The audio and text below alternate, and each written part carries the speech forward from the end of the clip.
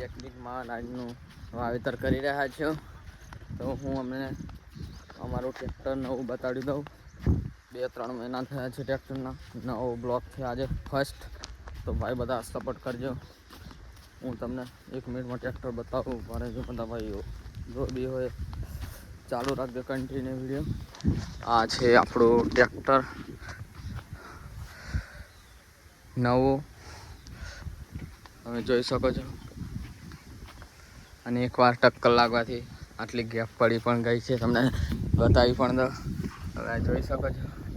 હા, અને second hand tractor આ બાજુ છે, અહીંયા છે. અને આ છે આપણા ભાઈઓ બધા.